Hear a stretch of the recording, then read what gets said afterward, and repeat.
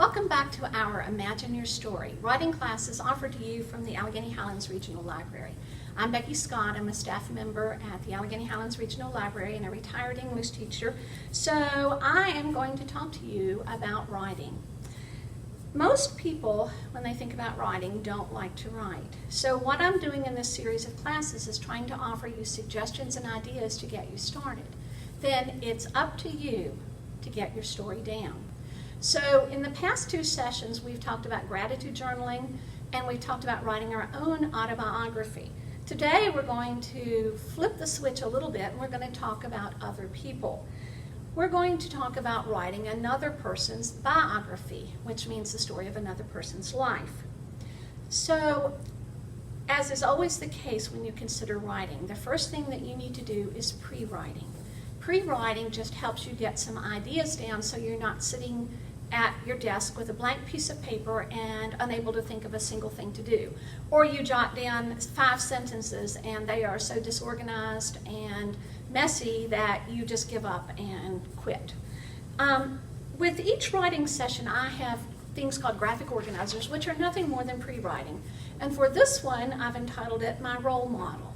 Your role model is a person you admire, of course, and it's someone that you can share who that person is and why that person is important in your life. Most of the time when people write biographies, most of the time they write about people they know. And a lot of times this will be a family member or a close friend that has had a profound impact on their lives. Sometimes, however, there are people that we've never met, that we'll never have opportunity to know. And I'm thinking in particular famous people. Maybe you've read their biography, or maybe you've read something about them in the newspaper. Maybe you've seen something online. And because of who that person is and how that person conducted himself or herself, that person has become basically your role model. So think for a minute about people who've had a positive impact on your life, and in thinking about that person, why and how that person has had the impact on your life. So if you will go on this class at the end, there will be a link to this graphic organizer, and it just has some ideas for you to consider. Some of them you may want to put a lot of effort in. Some of them you may think, no, that's not important, I don't want to fool with it, and that's fine. These are only suggestions to get you to think about how to write about a person whom you admire. Start with the name. Who are they? What's the name? Does the name say anything about them, that person? For instance, my name when I was born was Rebecca May. Those were my 2 grandmothers' names. I loved my grandmother, Carrie Rebecca, and I was proud to be a Rebecca. My grandmother May and I did not get along, so I didn't like that name so well. So when you talk about the name, is there something significant about the name? You know, when I got married, the first thing I did was drop that May. I probably should take it back now because I realized as an older adult that my grandmother was very important in my life, but I didn't like her much at that point, and that's perfectly okay. Plenty of you, if you're honest, will probably say the same thing. Now, when you're considering this person, you also have to consider the important people in his or her life, because everybody, unless you grew up on an island, and John Donne says no man is an island, unless you grew up on an island totally isolated, people have had an impact, both positive and negative, in your life. So for your person that you're writing about, your role model, the person you admire, think about the important people in his or her life. List them, tell why they're important, because those important people in some way have made a significant contribution to his or her life. What is the person's age now? Or if it's a person you don't know, what was the person's age when he or she did something that influenced you or made you think? How old is he? You know, young people can definitely have an impact on our lives. Old people can have an impact on our lives. Middle-aged people can have an impact on our lives. Sometimes I think we get locked into thinking that in order to make a significant contribution, you have to be 20-something or 30-something, because that's usually when we are our most productive. But that's not necessarily the case. So what is the person's age and how does it go? It's a physical description of the person. And you may think, well, it doesn't matter. Yes, it does. If that person is tall and gorgeous, people are going to react differently than a person who is not so tall or not so gorgeous. If that person has a physical or emotional or mental impediment or challenge, that may also make an impact. So consider physical description, emotional description, mental description. When's the person's birthday? I don't particularly believe in horoscopes, but sometimes people do. And so, what's the birthday?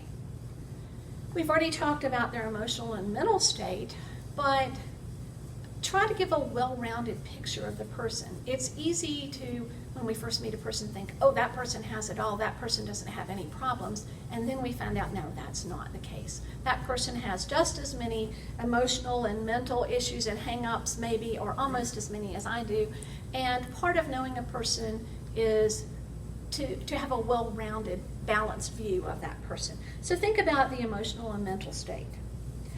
As is the case when you talk about any person, you need to think about the timeline, which we talked about in depth when you wrote your own autobiography, but the same for this person.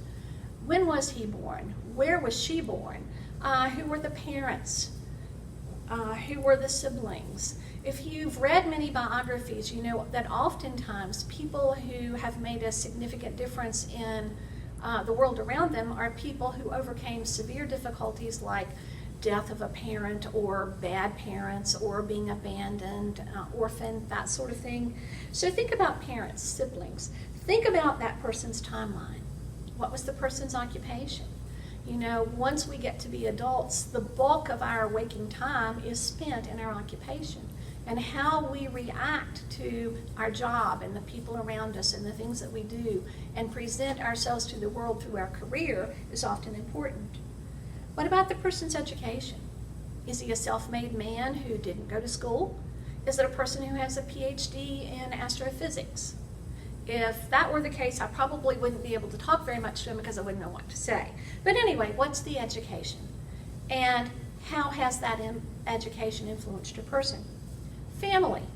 Is it a person who's devoted herself to a career and doesn't have much of a family?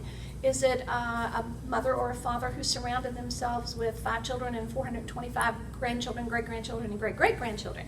And if that's the case, again, family figures very prominently. So how does the family figure in with your person's life?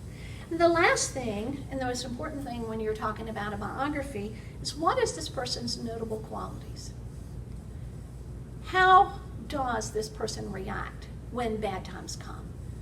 What did this person do in his or her career that made a difference to the people around him?